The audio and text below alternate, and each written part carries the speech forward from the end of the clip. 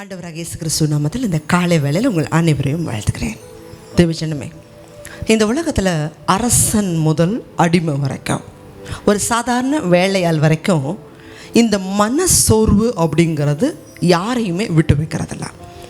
இந்த உலகத்தில் மனுஷனாக பிறந்த எல்லாரையுமே, அது வசதியானவங்களோ வசதி இல்லாதவங்களோ, படித்தவங்களோ படிக்காதவங்களோ, யாரையுமே இந்த சோர்வு விடுறது கிடையாது. எல்லாரையும் இந்த சோர்வுகளுக்குள்ளே ஒரு தடவை போயிட்டு தான் வர்றோம். பல பேர் பல தடவை போயிட்டு வரோம். ஆனால் இந்த டிப்ரெஷன் நமக்குள்ள, இந்த மன சோர்வு வரும் பொழுது பல காரியங்களை நம்ம செய்ய விடாமல் மிகப்பெரிய ஒரு மன மடிவுக்கு உள்ளாகிறோம். இந்த காரியத்தை குறித்து தான் கர்த்தர் நம்மளோட பேச போகிறாரு.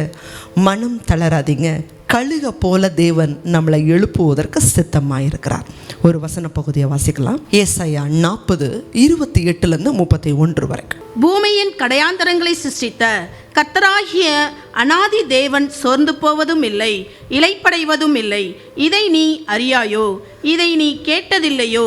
அவருடைய புத்தி ஆராய்ந்து முடியாதது. நீங்களும் நானும் ஆராதிக்கிற தேவன் சோர்ந்து போகிறவர் இல்லை. இந்த கடல் இருக்கிற வரைக்கும் அலைகள் எப்படியோ, இந்த உலகம் இருக்கிற வரைக்கும் நமக்கு சோர்வுகள், பல போராட்டங்கள் உண்டு. ஆனால் இவைகளை உருவாக்கி சிருஷ்டித்த தேவன் வல்லமை உள்ளவர். அவர் பல காரியங்கள் நிமித்தம் அவர் சோர்ந்து போகிற தேவன் அல்ல. தொடர்ந்து அடுத்த வசனத்தை வாசிங்க. சோர்ந்து போகிறவனுக்கு அவர் பலன் கொடுத்து சத்துவமில்லாதவனுக்கு சத்துவத்தை பெருக பண்ணுகிறார். முதல்ல அவர் சோர்ந்து போகிறதல்ல, ரெண்டாவது சோர்ந்து போகிறவனுக்கு பலன் கொடுக்கிற வல்லமை உள்ளவர். அடுத்த வசனத்தை வாசிங்க. இளைஞர் இளைப்படைந்து சோர்ந்து போவார்கள், வாலிபரும் இடறி விழுவார்கள். கர்த்தருக்கு காத்திருக்கிறவர்களோ புது பலன் அடைந்து கழுகுகளைப் போல சட்டைகளை அடித்து எழும்புவார்கள். அவர்கள் ஓடினாலும் இளைப்படையார்கள், நடந்தாலும் சோர்ந்து போகார்கள். இந்த உலகத்தில் எல்லா மனுஷர்களுக்கும் சில பேர் துரோகம் செய்யும் போது, நம்ம நன்மை செஞ்சுருப்போம், அவங்க நன்றி மறந்து நம்மக்கிட்ட ப்ராமிஸ் பண்ணுவாங்க, கடைசி வரைக்கும் நான் இருக்கிறேன்னு. ஆனால் அவங்க தான் முதல்ல விட்டுட்டு போவாங்க. பல துரோகங்கள், நன்றி மறக்கிற ஜனங்க, பல காரியங்கள் நம்மளை சோர்ந்து போக பண்ணதை. பல தேவைகளுக்காக எதிர்பார்த்துருப்போம். அது வேலையாக இருக்கலாம், வீடாக இருக்கலாம், பிள்ளைகளுடைய எதிர்காலத்துடைய திருமண காரியங்களாக இருக்கலாம். பல நன்மைகள், ஆசீர்வாதங்களுக்காக நம்ம காத்திருக்கும் போது, அந்த ஆசீர்வாதம் நம்ம பெற்றுக்கொள்வதற்கு தடையாயிட்டே இருக்கும்போது சோர்வு வருது. ஆனால் இந்த சோர்வு வரும் பொழுது எல்லாருமே இதை தாங்க முடிகிறதில்ல. இந்த சோர்வில் உடனே வெளியில் வரணும்னு ஆசைப்பட்றோம். அப்படி வரும்போது நம்ம யாரை சார்ந்து கொள்ளுகிறோம்? உலக மனுஷர்கள் அந்த சோர்வை மேற்கொள்வதற்காக போதை வஸ்துக்களில், வேசித்தனத்தில் தங்களை ஒப்பு கொடுத்து அதில் சந்தோஷத்தை தேட விரும்புகிறாங்க. ஆனால் அது உண்மையான சந்தோஷத்தை கொடுக்குமானா இல்லை, அது இன்னும் படுகொலை. இப்போ ஒரு தலைவலி அப்படின்னு சொன்னால், அந்த தலைவலி எதனால் வந்துச்சுன்னு தெரிஞ்சு நம்ம அதை பரிகாரம் பண்ணணும். ஆனால் ஒரு பெயின் கில்லரை போடும்போது அந்த வலியை மூளைக்கு தெரிவிக்காது, அவ்வளோதான். ஆனால் அந்த பிரச்சனை இருந்துக்கிட்டே தான் இருக்கும். அதே போல் தான் நம்ம போதை வஸ்துக்களை எடுக்கும்போது அந்த பிரச்சனையை நம்ம யோசிக்க மாட்டோம். அந்த போதை வஸ்துடைய மயக்கம் தெளிஞ்சதுக்கு பிறகு அதே பிரச்சனை தான். இதன் நிமித்தம் உடல் ஆரோக்கியம் கெட்டு வியாதியாகி இன்னும் பிரச்சனைகளை அவங்க சந்திக்கிறாங்க. ஆனால் தேவ பிள்ளைகளாகிய நமக்கோ நிரந்தரமான சமாதானத்தை கொடுக்கறது கர்த்தர் மட்டும்தான். ஆண்டவர் சொல்கிறாரு, கர்த்தருக்கு காத்திருக்கிறவர்களோ புது பலன் அடைவார். பரிசுத்த வேதாகமத்தில் பல பறவைகள் இருந்தாலும் இந்த கழுகை மட்டும்தான் கர்த்தருக்கு காத்திருக்கிறவர்களோட கூட தேவன் ஒப்பிடுகிறார். இந்த உலகத்தில் பல பறவைகள் இருக்குது. அந்த ஒவ்வொரு பறவைக்குமே ஒவ்வொரு குணாதிசயம் இருக்குது.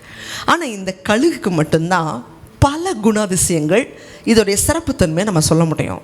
முதலாவது, இந்த கழுகு ரொம்ப பொறுமையானது. இந்த கழுகுடைய குணாதிசயத்தை நம்ம பார்க்கும்போது, முதல்ல இது 30 அல்லது 40 வயது ஆகும்போது சரீரத்தில் முன்னை விட அதிகமாக இது பறக்க முடியாது. அதனால் இது தன்னைத்தானே புதுப்பிச்சு கொள்கிற ஒரே பறவை இந்த கழுகு மட்டும்தான். இந்த கழுகு 40 வயதாகும்போது தன்னுடைய ரெக்கைகள்லாம் பழசாக போயிடும், அதிக உயரத்தில் பறக்க முடியாது. அதனால் ஒரு கண்மலையுடைய வெடிப்பில் உட்காரும். இந்த கழுகு பல நாட்கள் ஒன்றுமே சாப்பிடாது, உடம்புல இருக்கிற கொழுப்பெல்லாம் உருக ஆரம்பிக்கும். அதற்கு பிறகு தன்னுடைய ரெக்கைகளை தன்னுடைய அழகை வச்சு தானே அதை கொத்தி போட்டுரும். உடம்புலேருந்து ரத்தம் வடியும், மிகுந்த வலி தான், வேதனை தான். அதோடைய நகங்களை அதை பிடுங்கி எறியும். உடம்புல எந்த முடியுமே இல்லாமல் வெறுமனை கிட்டத்தட்ட 5 மாதங்கள் காத்திருக்குமா. அதற்கு பிறகு இந்த 5 மாதங்கிறது யார் சொல்லி கொடுத்தா? 5 மாத அளவு அது பொறுமையோடு கூட காத்திருக்குது. அதற்கு பிறகு புது இறகுகள், புது அழகு, புது நகங்கள் முளைக்க ஆரம்பிக்கும். முன்ன பறந்த தூரத்தை விட இன்னும் அதிகமாக உயரமாக பறக்க ஆரம்பிக்கும். நம்மளுடைய வாழ்க்கையில் பிரச்சனை, போராட்டம், சோர்வுகள் வரும். பல உலகத்தின் காரியங்கள் நம்மளை கலங்க பண்ணும். ஆனால் நீங்கள் காத்திருக்க வேண்டிய ஒரே இடம் உலகத்துடைய மனுஷனுடைய காலடி இல்லை, ஆண்டவரோட சமூகத்தில் காத்திருங்க. கர்த்தரை நோக்கி பார்க்குற முகங்கள் வெட்கப்படுவது இல்லை. அடுத்ததாக கழுகுக்கு இருக்கிற ஒரு சிறப்பு குணம் என்னென்னா, அதோடைய தொலை தூர பார்வை. எவ்வளவு தூரத்தில் இருந்தாலும் தன்னுடைய இறையை சரியாக அதை எடுத்துக்கொள்ளும். நம்மளுடைய வாழ்க்கையில் இது எதுக்கு அடையாளமாக சொல்லலாம் அப்படின்னா, நம்மளுடைய பார்வையும் இந்த உலகத்தில் தான் நம்ம வாழ்கிறோம், ஆனால் நம்மளுடைய பார்வை பரலோகத்தை நோக்கியதாக இருக்கணும். கர்த்தரை நோக்கியதாக இருக்கும்போது தான் நம்மளுடைய வழி, நம்மளுடைய இலக்கு ஒருபோதும் மாறாது. 3வது, இந்த கழுகுக்கு பயங்கிறதே கிடையாது. தன்னுடைய எதிரி எதுவாக இருந்தாலும் சரி, முழு மூச்சா அதோடைய முழு பலத்தோடு அது போராடக்கூடியது. தேவஜனமே, ஒரு சாதாரண ஒரு பறவை தான் தன்னுடைய எதிரியை பார்த்து பயந்து ஓடுகிற பறவை இந்த கழுகில் துணிச்சலாக கடைசி வரைக்கும் போராடக்கூடிய பறவை. இந்த கழுகுனாலே மற்றவங்க தான் பயப்படணும். கழுகு யாரை பார்த்தும், எந்த மிருகத்தை பார்த்தும், எந்த பறவையை பார்த்தும் பயப்படாத.